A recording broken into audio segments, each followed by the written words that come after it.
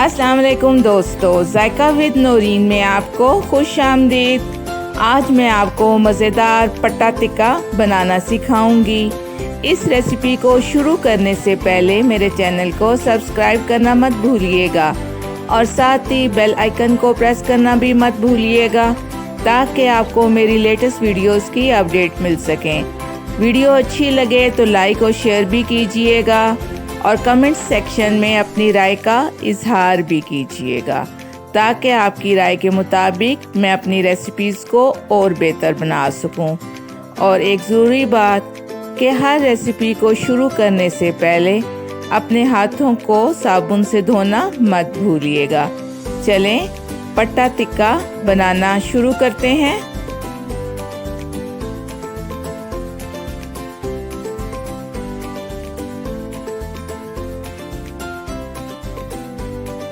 बिस्मिल्लाहिर्रहमानिर्रहीम। जी दोस्तों, पट्टा टिक्का के लिए हमें कलेजी चाहिए, इसके साथ चर्बी चाहिए। और चर्बी कौन सी चाहिए? इस तरीके की बारीक वाली चर्बी। ये आप कसाई को कह सकते हैं कि हमें बारीक चर्बी चाहिए, पर्दे की तरह की। और इसके साथ हमें नमक चाहिए होगा हस्बे ज़रूरत। सबसे पहले क्या करना है कि कलेजी को धोकर अच्छी तरह खुश्क कर लीजिए और फिर इस तरीके से स्ट्रिप्स में काट लीजिए।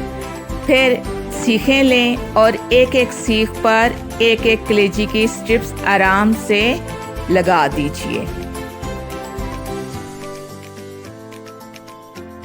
इस तरीके से आराम से हर सीख पर एक एक स्ट्रिप कलेजी की लगा दीजिए।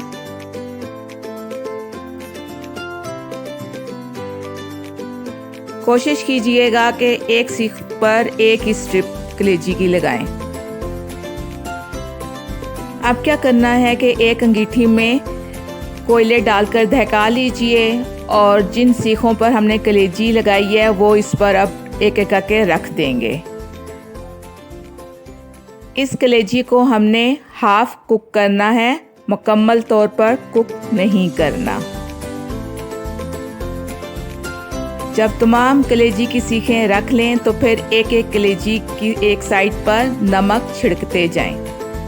थोड़ा थोड़ा नमक हर कलेजी की स्ट्रिप पर छिड़कते जाना है एक साइड पर।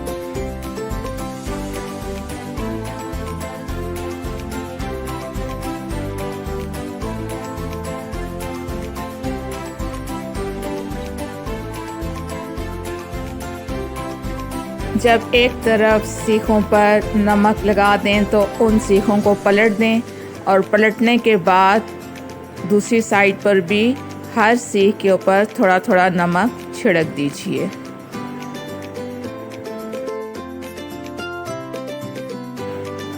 तीन से 4 मिनट में ये कलेजी हाफ कुक हो जाएगी। हमने इस कलेजी को फुल कुक नहीं करना। इस तरीके से ये कलेजी चारों तरफ से हाफ कुक होगी, यानी कि अंदर से थोड़ी कच्ची रह जाएगी।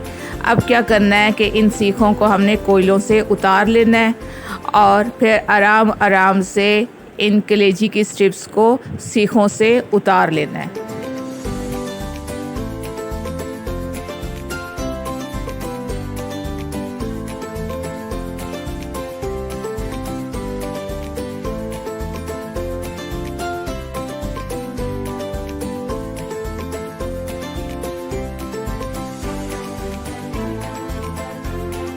जब तमाम कलेजी को सीखों से उतार लें तो फिर क्या करें, एक एक स्ट्रिप्स को लें और क्यूब्स की शक्ल में इनकी कटिंग कर लीजिए। कटिंग करते हुए आप देखें कि इसमें से हल्का हल्का खून निकल रहा है। इसका मतलब है कि ये कलेजी फुल कुक नहीं है, ये हाफ कुक है। अभी इसको हमने दोबारा कुक करना है। तमाम स्ट्रिप्स को आप दरमियाने साइज़ की इस तरह के क्यूब्स में कटिंग कर लीजिए। अब चर्बी की पट्टियाँ काटने की बारी है। जहाँ से इस तरह की मोटी चर्बी हो उसको आप कट करके उतार लीजिए, क्योंकि ये हमारे काम की नहीं है। जहाँ पर इस तरह की मोटी चर्बी हो उसको कटिंग करके निकाल दीजिए।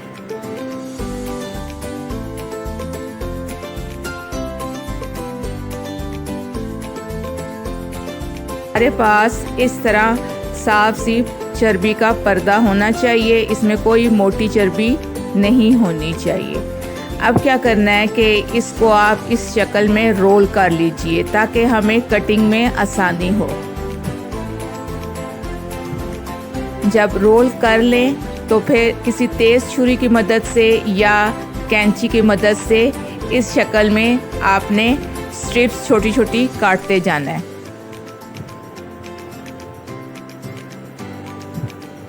इस चौड़ाई, जितनी चौड़ाई के हमने क्यूब्स कलेजी के काटे हैं, इतनी ही चौड़ाई की ये पट्टियाँ होनी चाहिए।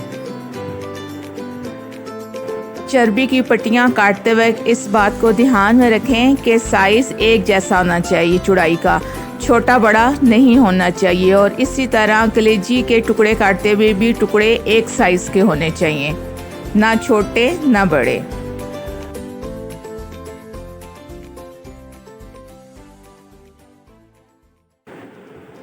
पट्टियाँ काटने के बाद इनको खोलकर एक साइड पर सबको फैला दें और अगर दरमियान में कोई मोटा चर्बी का टुकड़ा आए तो उसको कटिंग करके निकाल दीजिए।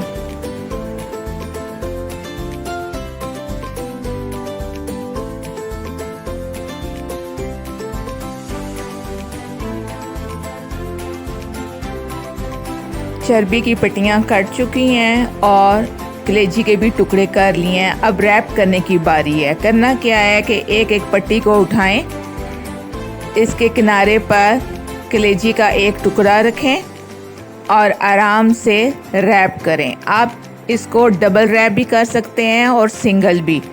जितना रैप करना है, करने के बाद एक्स्ट्रा पट्टी को आप छुरी से या कैंची से काट लीजिए। ये आपका एक पट्टा टिक्का तैयार हो चुका है। इसी तरह एक और पट्टी उठाएं और किनारे पे कलेजी का टुकड़ा रखें और आराम से इसको रैप कर लीजिए। अपनी पसंद के मुताबिक आप इसको डबल भी कर सकते हैं और सिंगल रैप भी कर सकते हैं। एक्स्ट्रा टुकड़ा जो कट रहा है वो अगले टुकड़े को रैप करने के काम आ जाएगा। ये देखें, इस तरीके से मैंने तमाम कलेजी के टुकड़ों को रैप कर लिया है।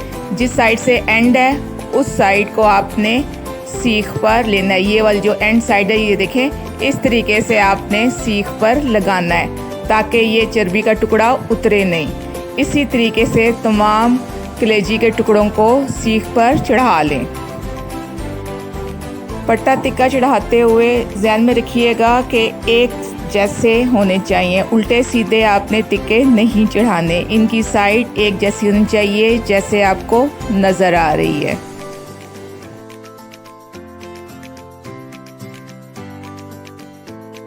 एक सीख पर 4 से 5 टिक्कों से ज़्यादा टिक्के नहीं होने चाहिए।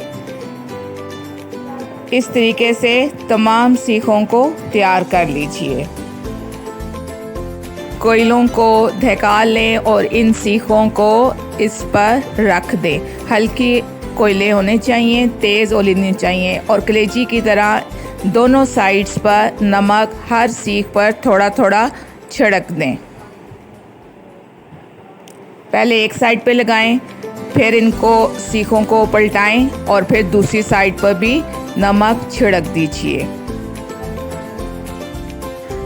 नमक छिड़कने के बाद साथ साथ सीखों को पलटते भी जाएं ताकि चर्बी जल ना जाए। अगर एक साइड ज़्यादा देर रखेंगे तो चर्बी जल जाएगी। इसको हमने लाइट ब्राउन या क्रिस्पी करना है, इसलिए साथ साथ आपने सीखें पलटते जाना है।